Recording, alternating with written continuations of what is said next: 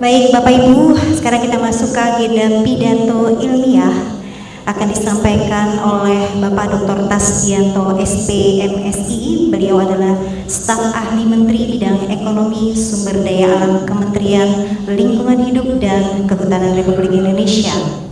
Dan beliau juga merupakan alumni dari program studi Doktor Ilmu Lingkungan Sekolah Pasca Sarjana Universitas Gadjah Mada.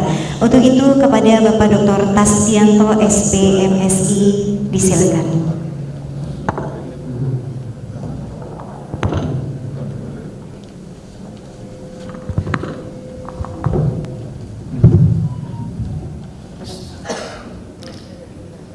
Yang saya hormati Ibu Rektor UGM atau yang mewakili Ibu Dekan Sekolah Pasca Sarjana UGM, Bapak Ibu Dekan Fakultas, Bapak Ibu Guru Besar, dosen, dan akademisi di Sekolah Pasca Sarjana UGM.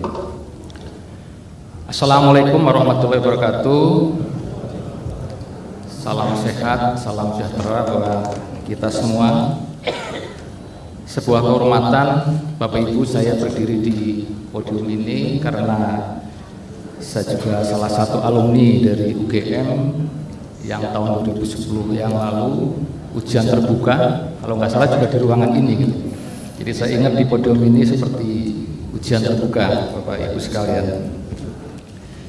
Tentunya saya juga mengucapkan Disnatalis ke-39 Sekolah Pasca Sarjana UGM. Mudah-mudahan UGM terus jaya dan menjadi kampus yang terkemuka di Indonesia dan mungkin di dunia internasional. Baik Bapak dan Ibu sekalian, saya ingin mencoba menyampaikan orasi atau pidato ilmiah yang saya coba angkat perspektifnya dalam perspektif yang lebih luas dan berdasarkan relevansinya dengan tugas dan fungsi saya di Kementerian Lingkungan Hidup dan Kehutanan. Jadi saya mencoba mengaitkan digital possibilities di era pasca pandemi dan relevansinya terhadap pengelolaan sumber daya alam menuju pembangunan berkelanjutan. Mudah-mudahan juga nanti apa yang saya sampaikan bermanfaat karena ini lebih kepada dasar pengalaman saya mungkin selama di birokrasi ya, dan mudah-mudahan bisa menambah ya, perspektif dari ilmu yang dikembangkan di Sekolah Pasca Sarjana UGM ini. Baik Bapak dan Ibu sekalian ya, diskursus tentang Indonesia itu sudah banyak dibahas di dalam forum-forum internasional ya, dan rata-rata mayoritas dari pandangan para intelektual ini bahwa bangsa Indonesia akan menjadi negara yang maju. Ini merupakan kebahagiaan dan harapan bersama bagi kita semua. Di antara tulisan yang merepresentasikan akan kemajuan bangsa Indonesia itu ya, ada di dalam The Archipelago Economy Unleashing Indonesia's Potential yang ditulis oleh McKinsey Global Institute ya.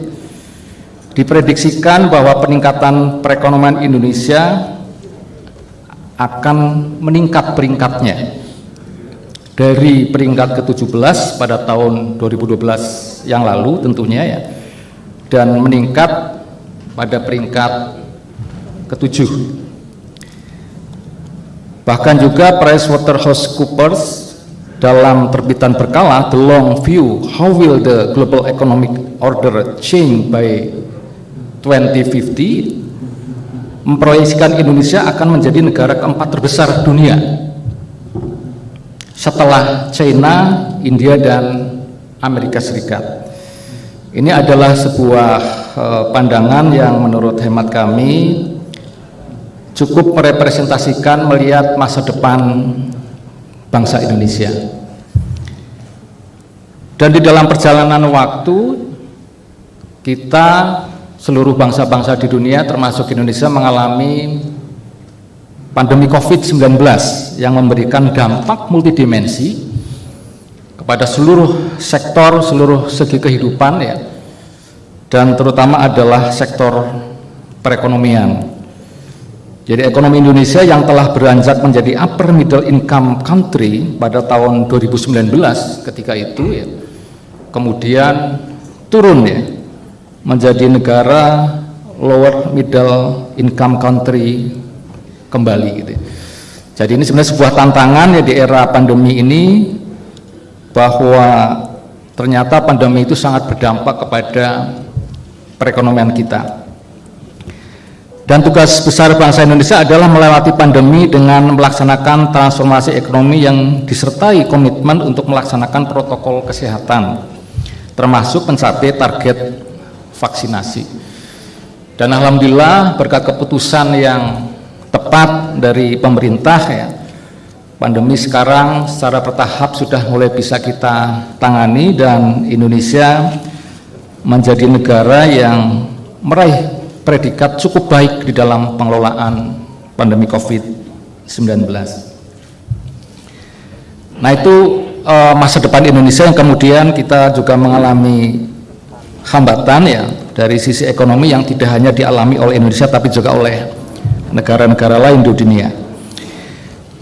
Dan kenyataannya dunia terus berubah dan Indonesia harus siap dengan perubahan itu. Redesain transformasi ekonomi Indonesia tahun 2022, tahun ini sampai tahun 2045 adalah menjadi keniscayaan. Artinya kita memang harus membangun kembali ya, bagaimana perekonomian Indonesia ini bisa tumbuh dengan strategi dan kebijakan yang tepat tentunya.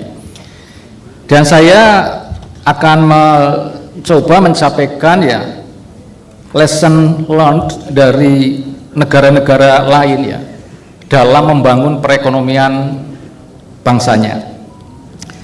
Saya pertama ingin melihat negara China ya, di mana negara ini telah menerapkan strategi yang cukup tepat ya dalam konteks negara Cina tentunya dalam membangun perekonomian di sana. Dan Cina telah menjadikan industrialisasi sebagai salah satu pilarnya yang juga terbukti efektif berkontribusi meningkatkan pertumbuhan produk domestik bruto yang mencapai 10% ya, setiap tahunnya, dan pertumbuhan industrinya mencapai 17%. Nah ternyata keberhasilan ekonomi Cina ini sesungguhnya merupakan hasil dari proses yang sudah lama.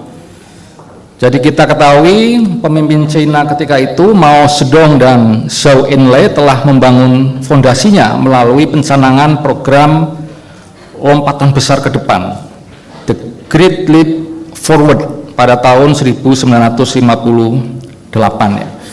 Jadi ternyata kemajuan negara Cina pun sudah diletakkan fondasinya sudah sejak lama, sejak tahun 1950-an. Dan yang kedua saya ingin juga melihat bagaimana negara maju Jerman ya di dalam membangun perekonomiannya. Jadi negara ekonomi terbesar dan terkuat di Eropa saat ini juga ternyata menerapkan strategi yang berbasis industri. Jerman pulih dari resesi pada tahun 2008 sampai 2009 ya, terutama dengan menerima pesanan manufaktur dan ekspor dari luar zona Eropa. Terkait PDB, Jerman menempati peringkat sebagai ekonomi terbesar keempat di dunia. Perekonomian Jerman didukung oleh teknologi terkenal seperti kendaraan bermotor ya, mobil ya, kemudian juga peralatan domestik dan ekspor bahan kimia. Jadi tadi yang di China dan Jerman juga menerapkan strategi industrialisasi. Dan strategi hilirisasi Jerman telah mendominasi pertumbuhan ekonomi yang pesat sebagai negara maju di dunia. Nah, ini sebuah lesson learned ya, bagaimana China dan Jerman ini bisa membangun perekonomiannya berbasis industri. Nah, Bapak dan Ibu sekalian ya, jalan yang ditempuh oleh negara maju dalam menggenjot industrinya sebagai motor ekonomi, menjadikan lompatan besar secara ekonomi, ternyata juga memiliki dampak terhadap lingkungan hidup dan perubahan iklim. Jadi saya mengambil data dari Carbon Brief yang sekarang cukup menjadi perhatian kita bersama ya, bahwa Indonesia termasuk juga negara yang telah berkontribusi terhadap pelepasan karbon ke atmosfer ya. Yang pertama didominasi oleh Amerika ya, kemudian juga Cina, Rusia, Brasil, baru Indonesia. Dan lepasnya karbon ke atmosfer ini tidak jauh juga dari praktik industri yang tadi dilaksanakan di negara-negara maju. Jadi sebenarnya ini adalah tanggung jawab secara akumulatif ya, bukan hanya di tahun terakhir ini saja, tapi proses yang sejak tahun 1800-an ya, 1850 itu juga sudah memberikan efek atau dampak terhadap perubahan iklim di bumi kita. Nah, ini sebenarnya kita mau melihat ya, apakah strategi industrialisasi yang diterapkan di negara-negara maju itu bisa kita tiru utuh untuk negara kita, atau nanti ada pendekatan-pendekatan lain yang tentunya lebih baik. Nah, sebenarnya dalam konteks pengelolaan sumber daya alam, kita juga mengetahui bahwa negara-negara di Afrika itu memiliki paradoks yang menurut hemat kami ini perlu menjadi perhatian kita ya. Jadi Indonesia sebagai negara yang kaya sumber daya alam ya, apabila kemudian kita melakukan kesalahan kelola ya, maka tidak menutup kemungkinan juga kita akan mengalami seperti negara-negara di Afrika. Jadi ada penelitian di negara Afrika bahwa negara-negara yang memiliki kekayaan alam ternyata juga tidak serta-merta bisa meningkatkan masyarakatnya untuk menjadi masyarakat yang sejahtera. Jadi ada paradoks pengelolaan sumber daya alam, di tengah kekayaan sumber daya alam masyarakatnya masih miskin. Dan sesuai dengan penelitian yang tentunya kita juga sekarang banyak mencermati ya, bahwa kekayaan sumber daya alam ini ternyata bisa menjebak kita. Kita semakin tergantung kepada kekayaan alam yang dimiliki. Kita menikmatinya, kita terlena ya, dan kemudian juga ternyata kita bisa menjadi melupakan bahwa ada hal yang juga penting, yaitu meningkatkan atau membangun sumber daya manusia yang unggul ya, itu tertinggal. Ini adalah fenomena ya, ketika sumber daya alam di sebuah negara itu sangat banyak atau kaya. Yang lebih nyata paradoks terjadi di Republik Demokratik Kongo ya. Di sana kaya sekali, ada berbagai mineral yang dimiliki ya, termasuk emas, berlian ya. Namun juga negara itu menjadi negara yang termiskin ya. Dan juga ada hasil penelitian yang menunjukkan bahwa negara yang memiliki sumber daya bernilai tinggi cenderung mengalami perang saudara dan konflik ya. Nah, bisa dibayangkan ya, ketika sebuah negara ada konflik, ada perang saudara, kita yakin perekonomiannya tidak akan bisa tumbuh dengan baik. Yang tidak kalah penting untuk kita perhatikan adalah ada faktor demokrasi yang belum berfungsi dan juga institusi yang lemah menjadi salah satu penyebab masalah terkait distribusi tadi dari manfaat sumber daya alam itu. Mudah-mudahan ini tidak terjadi di kita ya, bahwa kita sebagai negara yang kaya sumber daya alam, dan kita berharap bangsa Indonesia tetap damai, rukun ya, sehingga potensi ekonomi dari sumber kekayaan alam itu bisa termanfaatkan dengan baik begitu. Nah, belajar dari pengalaman negara-negara lain tadi, ada negara maju, ada Jerman ya, Cina, kemudian juga negara-negara di Afrika ya. Pemerintah tentunya juga berbasis dari pengetahuan yang dibangun di perguruan tinggi ya, ingin mencari jalan terbaik bagaimana membangun perekonomian di Indonesia. Kita sekarang sudah banyak mengenal ada yang disebut dengan sustainable development, ada juga green economy, ada green industry ya.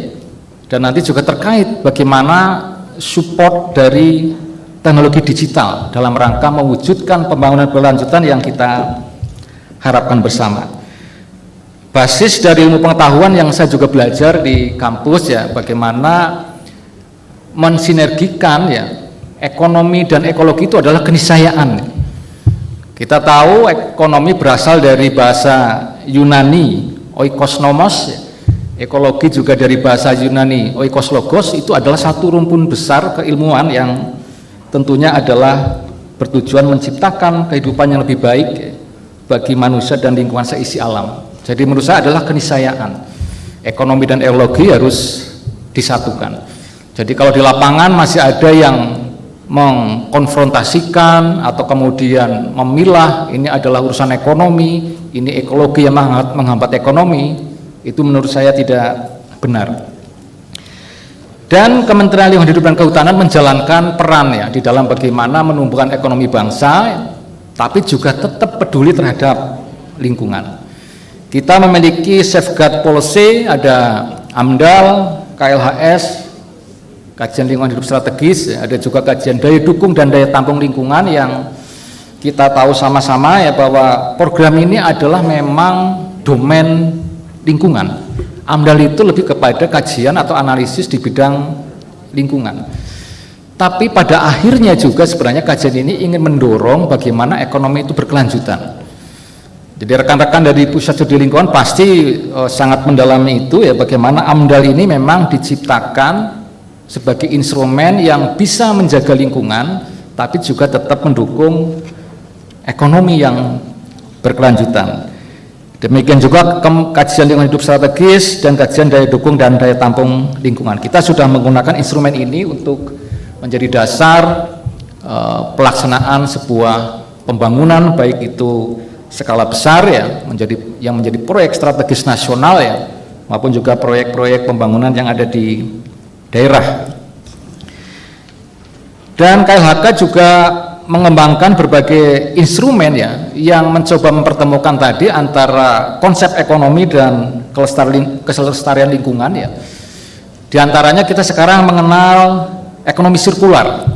Ini juga hal baru Bapak Ibu sekalian ya, mudah-mudahan juga nanti di kampus bisa dikembangkan, diajarkan, dilatihkan kepada para mahasiswa bagaimana ekonomi sirkular ini bukan hanya sebagai pengetahuan tapi juga dipraktekkan ya. Dan mahasiswa bisa menjadi pelopor di masyarakat ya dengan hal yang sederhana ya. Jadi kalau paradigma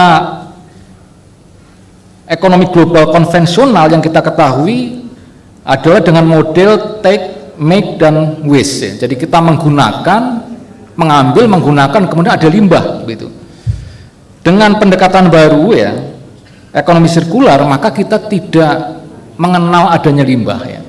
Jadi hasil sebuah proses produksi dari sebuah kegiatan kita akan jadikan ya produk baru ya, menjadi bahan baku baru untuk proses berikutnya. Dan ya secara sederhana kita sudah melakukan untuk sampah misalnya ya. Sampah dahulu kita sering menganggap sebagai barang yang tidak berguna ya. Di Jogja ya kita juga mungkin memperhatikan ya ada masyarakat ya yang membuang sampah ke kali atau sungai ya karena dianggap sebagai barang yang tidak berguna. Tapi sekarang dalam pendekatan baru ya hampir seluruh jenis sampah itu bisa dimanfaatkan kembali. Yang plastik kita bisa olah ulang ya, kemudian yang organik bisa kita jadikan pupuk ya, dan juga bisa menjadi media untuk budidaya maggot ya. Maggot itu salah satu jasad yang bisa hidup di sampah ya, karena nanti ada intervensi dari lalat ya. Yang ternyata maggot itu sekarang dibutuhkan di negara-negara luar ya.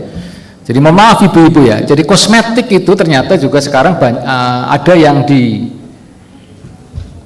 ya dari maggot itu. Jadi Korea sekarang membutuhkan banyak maggot untuk sebagai bahan baku kosmetik ya. Dan itu sebenarnya hal yang baru dan kemungkinan ke depan akan terus berkembang. Jadi sampah itu memiliki nilai ekonomi yang kita akan terus dorong untuk bisa dimanfaatkan sehingga sampah bisa tertangani dan bisa berkurang di komunitas atau di sebuah kota. Kita juga mengenal ada program peringkat kinerja perusahaan. Ini juga sebuah terobosan ketika dulu ada Kementerian Lingkungan Hidup atau Bapedal ya, kita menciptakan program peringkat kinerja perusahaan ya. Dulu kita menganggap kembali bahwa lingkungan itu adalah menghambat proses produksi, menghambat industri ya. Tapi setelah menerapkan proper ini, mereka memiliki manfaat-manfaat dari penghematan energi, ya, proses produksi yang lebih baik, dan kemudian produk yang lebih berkualitas dan ramah lingkungan. Dan perhitungan dari KLHK, program proper secara nasional ya pada tahun 2018 bisa menghemat lebih dari 287 triliun. Nah, ini sudah dihitung oleh teman-teman yang menjalankan program proper ini. Jadi kalau kita menggunakan proses produksi biasa ya seperti tadi konsep take, make, kemudian waste ya, maka itu akan terbuang percuma. Tapi kalau kemudian kita bisa olah ulang ya, dan juga ada penghematan tadi dari proses produksinya, maka bisa berhemat triliunan rupiah. Kemudian yang berbasis dengan kehutanan juga kita mengenal ada pengelolaan hutan lestari, ada perhutanan sosial, ada ekowisata, dan juga bioprospeksi. Mungkin sekarang yang lagi banyak sorotan di masyarakat terkait dengan perhutanan sosial ya. Nah, ini juga sebuah pendekatan baru sebenarnya sebagai sebuah langkah koreksi atas pengelolaan hutan yang telah berjalan sekian lama ya. Di era yang dulu hutan itu dikelola dengan sangat ketat, hanya bisa dikelola oleh korporasi besar ya. Masyarakat di sekitar hutan itu tidak punya akses ya, mengelola, mengambil manfaat dari hutan itu. Ternyata juga kemudian perkembangannya ini muncul kantong-kantong kemiskinan di sekitar kawasan hutan. Dan ini tentunya menjadi pemikiran kita bersama ya, bagaimana agar hutan itu bisa dimanfaatkan oleh masyarakat, bisa diambil manfaatnya ya, tapi juga hutan bisa kita jaga kelestariannya. Nah, ini adalah konsep perhutanan sosial, intinya seperti itu. Kita sekarang sudah mulai mengembangkan dan sudah sebagian besar masyarakat di sekitar hutan bisa memanfaatkan program perhutanan sosial ini. Ekowisata juga merupakan program yang cukup baik ya, bisa mensinergikan tadi antara kelestarian lingkungan dan juga manfaat ekonomi. Di Taman Nasional Gunung Merapi misalnya, itu karena memiliki fenomena alam yang cukup indah, unik ya, masyarakat ingin berkunjung ya, jadi ada pendapatan, ada penghasilan bagi pengelola, tapi juga keindahan dari objek wisata itu masih terus kita jaga. Jadi ini bisa beriring berjalan antara tadi manfaat ekonomi dan kelestarian lingkungan. Yang tidak kalah penting juga bioprospeksi ya Bapak Ibu sekalian, ini saya rasa juga nanti peran dunia pendidikan sangat penting, bagaimana kita bisa meneliti biota, kemudian juga kekayaan flora dan fauna kita agar bisa bermanfaat bagi kehidupan kita tanpa merusak ekosistem dari hutan ya. Nah, ini juga saya juga ingat ya bahwa senior kita dulu Prof. Emil Salim menyampaikan ya bahwa di kita sangat kaya sekali tentang flora dan fauna yang perlu diteliti ya. Jangan sampai ilmunya nanti dibawa ke mancanegara tapi kita tidak memiliki kekayaan intelektual atas ilmu tersebut ya. Ini rekan-rekan di Taman Nasional terutama di Gunung Merapi juga ada yang sudah mengkaji, mengembangkan, bahkan sudah lulus doktor ya di UGM karena meneliti bioprospeksi ini. Jadi ada beberapa tanaman di sana asli Merapi yang kemudian punya manfaat terhadap kesehatan, juga terhadap pertanian ya, dan juga ditemukan juga ada sebuah bahan yang bisa untuk memadamkan api tanpa air. Nah, ini kan menarik sekali untuk membantu kejadian kebakaran hutan di beberapa wilayah ya. Ini sedang dikembangkan dan sedang proses paten ya, yang mudah-mudahan juga nanti bisa berkembang dan bisa dikembangkan menjadi skala yang lebih besar atau komersialisasi dari produk itu. Bapak dan Ibu sekalian ya, saya mencoba menginjak kepada penggunaan teknologi digital ya. Tadi Ibu Rektor menyampaikan ada dampak positif atau manfaat dari teknologi digital ya. Tapi ternyata juga kita harus perhatikan nanti kira-kira ada implikasi apa, ada dampak negatif apa terhadap lingkungan dan juga terhadap kehidupan kita. Saya di sini mengaitkan dengan pembangunan berkelanjutan. Ternyata ya dari 17 tujuan Sustainable Development Goals itu ya dan 169 target ya, itu perlu disupport, perlu didukung dengan teknologi digital. Jadi perkembangan green growth ya, nanti juga saya kaitkan ya, kemudian juga green economy yang pada akhirnya adalah untuk menopang sustainable development itu ya, itu perlu disupport yang disebut dengan teknologi digital. Disrupsi teknologi berjalan sangat cepat Bapak Ibu sekalian ya. Perkembangan teknologi digital telah mewarnai seluruh sektor pembangunan dan sendi kehidupan. Nah, di era digitalisasi seperti sekarang ini, semua hal dapat dilakukan dengan lebih mudah, lebih cepat ya. Termasuk ilmu pengetahuan yang diperoleh akan tercipta atau memerlukan inovasi-inovasi baru.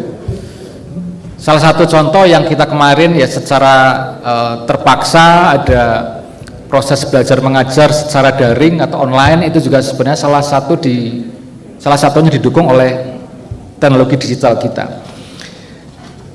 Dan kita juga mengenal apa disebut dengan revolusi industri. Ini juga nanti tidak lepas ya dari peran kehadiran teknologi digital itu. Jadi tahapan perkembangan revolusi industri yang kita kenal adalah ada industri 1.0, industri 2.0 ya, industri 3.0 sampai industri 4.0. Nah, ini adalah sebenarnya perkembangan dari revolusi industri. Yang terakhir adalah karena adanya kolaborasi dari teknologi siber dan teknologi otomatisasi. Nah, otomatisasi inilah yang kemudian menciptakan industri 4.0 ini. Kementerian Komunikasi dan Informatika sudah juga mempersiapkan berbagai kebijakan ya untuk mengoptimalkan dampak dari hasil implementasi kemajuan teknologi di Indonesia. Jadi yang pertama itu memperbaiki kualitas layanan digital untuk meningkatkan efisiensi dan daya saing sektor pendorong pertumbuhan ekonomi Indonesia. Jadi kembali sektor ekonomi juga perlu didukung oleh teknologi digital ya. Kemudian yang kedua, meningkatkan kualitas sumber daya manusia agar dapat beradaptasi dengan kebutuhan lapangan kerja masa depan. Perkembangan teknologi itu juga perlu didukung dengan persiapan SDM-nya. Kalau SDM-nya nggak kita siapkan ya, maka perkembangan ini akan menjadi perkembangan yang rapuh menurut saya. Jadi peran dunia pendidikan sangat penting nanti untuk bagaimana menyiapkan SDM itu. Kemudian juga mengintegrasikan riset, desain, dan pengembangan dengan modernisasi industri dan sektor produktif lainnya. Basis riset tetap diperlukan ya, dalam rangka untuk mendesain pengembangan dan modernisasi di masa depan. Kemudian ada kebijakan yang keempat, mendorong pengembangan teknologi finansial untuk mendukung pertumbuhan ekonomi dengan memaksimalkan dukungan konektivitas internet dan penetrasi telepon genggam. Ini juga telepon genggam kita sekarang udah sangat maju ya Bapak Ibu ya. Dulu kita komunikasi ya ketika zaman mahasiswa dengan orang tua pasti membutuhkan waktu yang lebih lama ya. Sekarang rasanya ingin dibayarkan kuliah hari ini ya, kita ngirim berita dalam jangka waktu tidak lama akan dikirim oleh orang tua. Ini bagi para mahasiswa ya. Ini udah ada kemudian komunikasi yang sangat baik ya. Dan ini ada prediksi ke depan katanya ada alat lagi bukan yang digenggam tapi udah menyatu kepada tubuh kita. Ini juga nanti kita antisipasi nih. Jadi ada sebuah alat perkembangan dari teknologi digital ditanam di bawah kulit kita dan itu akan menggantikan peran dari alat komunikasi kita dan bahkan bisa mendetek kesehatan kita. Nah ini jadi ini kemajuan dari teknologi digital ya. Jadi dari alat itu katanya bisa ketahui tekanan darah, kadar gula, kolesterol dan sebagainya. Ini mudah-mudahan Bu Rektor yang juga berprofesi dokter nanti tertarik ya untuk mengembangkan ini di UGM ya. Bapak dan Ibu sekalian ya, sebelum ini Mas, saya tadi mau menyampaikan terkait dengan jenis dari teknologi digital ya. Ini sebenarnya tidak menjadi kompetensi saya, tapi karena ini diminta terkait ini, maka kita ya harus tidak ketinggalan informasi ya bagaimana teknologi digital itu yang sekarang banyak digunakan kita harus ketahui ya. Jadi Kementerian Komunikasi dan Informatika pada tahun 2020 ya mengenalkan ada 5 teknologi digital. Yang pertama adalah Internet of Things. Jadi ini merupakan sistem yang menggunakan perangkat komputasi, mekanis dan mesin digital dalam satu keterhubungan untuk menjalankan fungsinya melalui komunikasi data pada jaringan internet tanpa memerlukan interaksi manusia atau interaksi manusia dan komputer. Ini sudah dikembangkan, ada contoh aplikasinya, diantaranya adalah Goes. Ini menggunakan aplikasi bike sharing ya. Ada e-fishery ya, jadi memberikan pakan ikan secara otomatis ya. Ini adalah salah satu contoh ya bagaimana teknologi digital itu diterapkan di kehidupan kita. Juga ada big data ya, adalah gambaran sebuah volume besar data baik terstruktur maupun tidak terstruktur, namun ya yang penting adalah bukan jumlah datanya, melainkan apa yang dilakukan organisasi terhadap data itu. Jadi ini bukan hanya kumpulan data saja, tapi bagaimana data itu bisa kita manfaatkan sebagai supporting terhadap keputusan yang akan diambil oleh organisasi. Ini ada beberapa contoh, misalnya adalah warung data, ada data booth ya. Ini contoh-contoh yang sudah dikembangkan di Indonesia. Ada juga artificial intelligence, merupakan sebuah teknologi komputer atau mesin yang memiliki kecerdasan layaknya manusia dan bisa diatur sesuai keinginan manusia. Artificial intelligence ini bekerja dengan mempelajari data yang diterima secara berkesinambungan ya. Jadi semakin banyak data yang diterima dan dianalisis, semakin baik pula sistem ini. Contohnya adalah ada face recognition ya. Jadi kalau kita membuat password apa ya, mungkin handphone kita juga ada ya, dengan melihat di layar di kamera itu bisa membuka passwordnya. Ini salah satu juga dari kecerdasan intelijen yang digunakan di handphone kita. Ada cloud computing ya, ini merupakan teknologi yang menjadikan internet sebagai pusat pengelolaan data dan aplikasi, di mana pengguna komputer diberikan hak akses menggunakan cloud yang dapat mengkonfigurasi server melalui internet.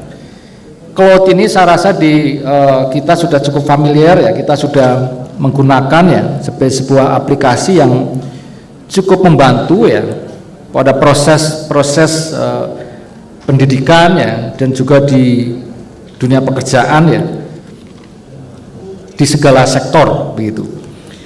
Yang terakhir ada additive manufacturing ya. Jadi ini merupakan terobosan baru di industri manufaktur dengan memanfaatkan mesin pencetak 3 digital. Jadi kalau kita ngeprint sekarang warna-warni ya, yang lalu kita anggap itu sebuah hasil yang cukup bagus, tapi sekarang udah 3 digital. Jadi gambar desain digital yang telah dibuat diwujudkan menjadi benda nyata dengan ukuran dan bentuk yang sama dengan desain sebenarnya. Ini saya rasa teman-teman yang mendalami terkait dengan teknologi digital, mungkin di dunia arsitek ya atau teknologi informasi yang mendalami ini ya sudah banyak mengembangkan menggunakan additive manufacturing ini. Nah, Bapak dan Ibu sekalian ya, dari gambaran tadi ya, proses perkembangan yang cepat berubah ya, itu tentunya harus kita siapkan ya. Dan ini yang menjadi concern kita bersama ya, bagaimana kehadiran generasi ke depan ya di tengah-tengah perubahan yang sangat cepat itu.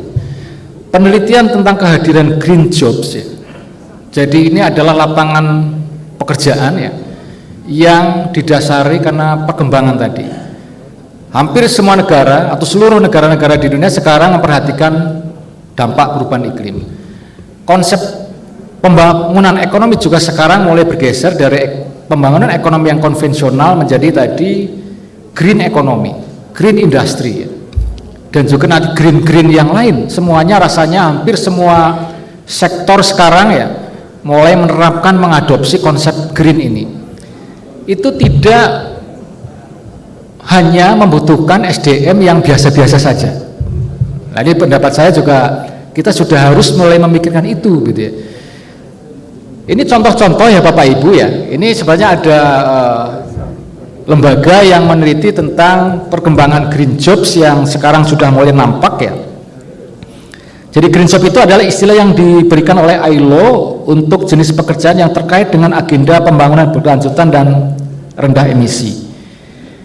Contoh green job ini Bapak dan Ibu sekalian, ada ecopreneur ya. Jadi ecopreneur ini sebenarnya adalah pekerja-pekerja sosial yang berwirausaha secara sosial ya, kemudian bisa menggerakkan masyarakat ya, tapi juga bisa mendapatkan hasil ya dari kegiatannya itu, baik secara ekonomi juga tadi ada perbaikan secara ekologi. Ini sudah banyak berkembang ya. Dan yang menarik ternyata yang terjun ke sana adalah anak-anak muda. Jadi saya baru hari kemarin kehadiran anak muda yang mendalami tentang ecopreneur ini di bidang persampahan. Jadi mulai kagum ya kita, tentunya anak-anak muda yang biasanya nggak tertarik apa itu sampah dan sebagainya, sekarang anak-anak muda mulai tertarik, sudah banyak berada di kota-kota di Indonesia. Ada eco-design arsitek ya. Nah ini juga Bapak Ibu dosen yang mengembangkan arsitek, saya yakin sudah mulai berpikir bagaimana arsitek yang hijau, yang ramah lingkungan. Kita negara yang kaya akan cahaya matahari ya, desain bangunan kita tentunya juga harus bisa memanfaatkan tenaga matahari itu untuk pencahayaan misalnya, terutama juga nanti untuk sumber energi. Eco fashion planner, nah ini juga fashion kita sekarang ya sudah didesain yang lebih ramah lingkungan. Dan yang lebih menarik ya buat saya, ada juga itu model yang menggunakan desain pakaian ya dari sampah, dari plastik, dari barang-barang yang tadinya terbuang ya, didesain kembali kemudian menjadi desain yang menarik dan layak pakai itu. Ini menurut saya juga bukan hal yang bukan hal yang remeh-temeh ya, tapi adalah sebuah inovasi yang sangat bermanfaat untuk kehidupan kita ke depan. Electric car technician ya, nah ini juga pasti ya, sekarang program pemerintah adalah untuk mengubah mobil kendaraan ya, operasional ya, aparat pemerintah termasuk dosen tentunya nanti ya, itu menggunakan mobil yang menggunakan energi listrik ya. Ini udah dicanangkan oleh Pak Presiden ya. Itu juga bukan main sulap itu kan ya, tapi harus menciptakan SDM yang bisa membuat baterai yang nanti digunakan oleh kendaraan-kendaraan itu ya, sehingga bisa menjadi sumber energi pengganti BBM ya. Nah, bicara tentang kekayaan alamnya ya, litium itu sangat kaya ya. Jadi wilayah timur Indonesia kita memiliki kekayaan sumber daya alam, termasuk litium, kobalt dan sebagainya untuk bahan baku baterai ini ya, kita cukup ya. Tinggal bagaimana kita bisa mengelolanya. Dan saya rasa arah pemerintah ya untuk membuat industri baterai listrik di Indonesia ini sudah cukup tepat ya, agar itu nanti bisa kita kelola secara mandiri begitu. Dan banyak yang lain, ada solar panel technician ya, urban farmer ya, organic food planner ya, dan waste management startup. Nah ini adalah salah atau beberapa contoh dari green jobs yang akan sangat mewarnai kebutuhan tenaga kerja di kita ke depan ya. Bukan hanya di Indonesia tapi juga di seluruh negara-negara lain ya. Sudah ada hasil penelitiannya ya, bahkan dari tetangga kita ya di Universitas Muhammadiyah, kalau saya ambil datanya ya, bahwa green job ini sudah menciptakan ya beberapa lapangan pekerjaan yang cukup banyak ya, sampai ribuan untuk beberapa sektor saja. Misalnya sektor energi, kondisi yang sekarang sudah bisa melahirkan 4.691 green jobs. Kemudian pertanian itu lebih banyak lagi, sampai 1.891 jenis green jobs. Dan juga sektor kehutanan sendiri, itu lebih dari 2.000 green jobs yang diciptakan ya dari kebijakan kita, dari upaya kita untuk mereduksi emisi tadi, pemanasan global. Nah, di sisi lain kita juga sekarang sedang mengalami yang disebut dengan bonus demografi. Nah, ini juga sebenarnya kita perlu sintesiskan ya, kita analisis ya bagaimana kehadiran green jobs ini dengan bonus demografi. Bonus demografi itu adalah usia kerja yang ada di Indonesia lebih banyak ya dibanding usia yang tidak produktif. Lah menurut saya ini adalah kesempatan emas ya, bagaimana agar bonus demografi ini kemudian diketemukan dan kebutuhan green job itu kita bisa menciptakan generasi-generasi baru yang saya sebut dengan generasi hijau atau generasi green jobs. Jadi ini adalah keniscayaan Bapak Ibu sekalian ya, dan saya rasa peran dari kita ya di dunia pendidikan sangat besar untuk itu. Baik Bapak dan Ibu sekalian ya, saya ingin mengambil beberapa poin inti ya dari penjelasan saya tadi yang ini berdasarkan pemikiran saya di dunia nyata Bapak Ibu ya. Jadi kan dengan adanya kurikulum atau kampus merdeka ini adalah menurut Pak Menteri ya, ini mempertemukan antara dunia kampus ya yang mendalami ilmu pengetahuan dengan dunia nyata di lapangan. Tadi Bu Dekan juga menyampaikan antara keterkaitan background pendidikan dengan dunia kerja. Ternyata presentasinya cukup kecil ya Bu ya. Nah itu mungkin perlu kita evaluasi bersama ya.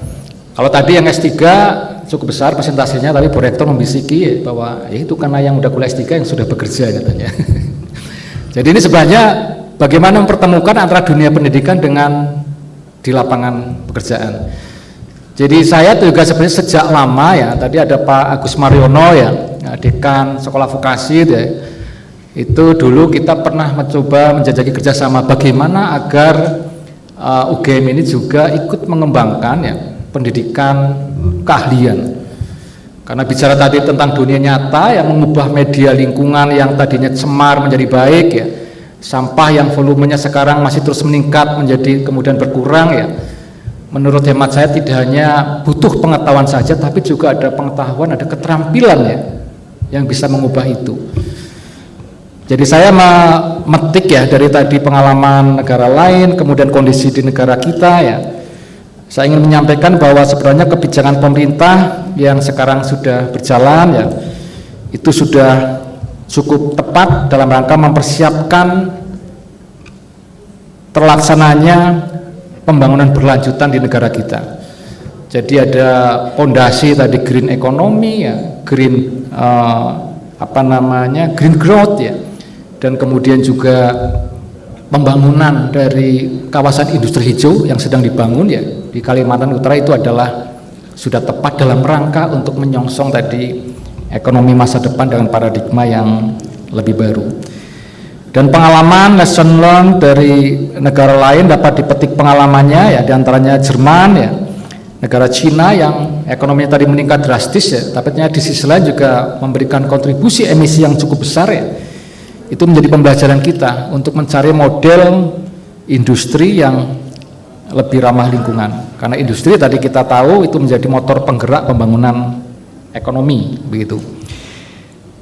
Kemudian juga kebijakan yang mendukung ekonomi berkelanjutan ya, itu terus dijalankan oleh pemerintah, termasuk KLHK. Tadi ada beberapa kontribusi yang dari KLHK lakukan dengan safeguard policy, dengan kebijakan teknis yang tetap mendorong pembangunan ekonomi berkelanjutan tanpa melupakan kelestarian lingkungan.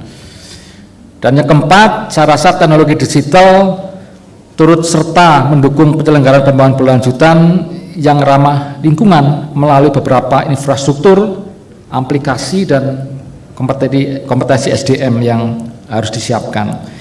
Di sektor yang hidup dan kehutanan juga telah dikembangkan beberapa aplikasi yang meningkatkan efisiensi layanan ya, dan juga di dalam pengelolaan lingkungan hidup dan kehutanan. Salah satu contoh ya Bapak Ibu ya, kita mengembangkan aplikasi Sipongi ya.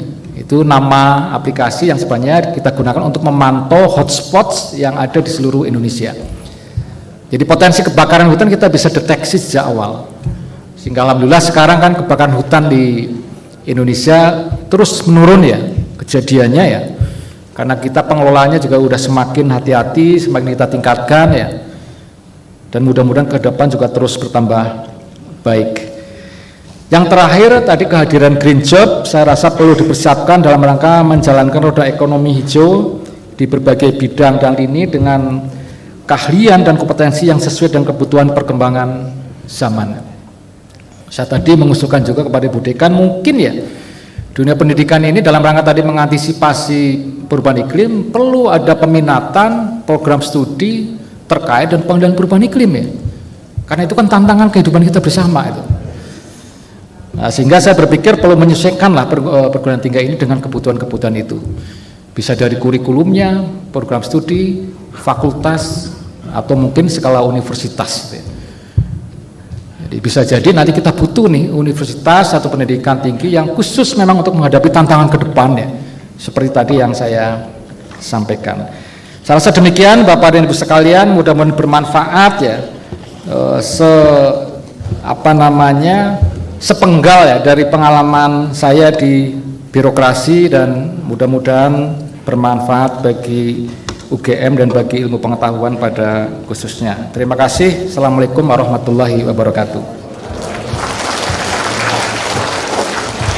Terima kasih kepada Bapak Dr. Tasdianto SP MSI selaku staf ahli Menteri Bidang Ekonomi, Sumber Daya Alam Kementerian Lingkungan Hidup dan Kehutanan yang sudah memberikan orasi ilmiah yang sangat luar biasa. Terima kasih Bapak. Dan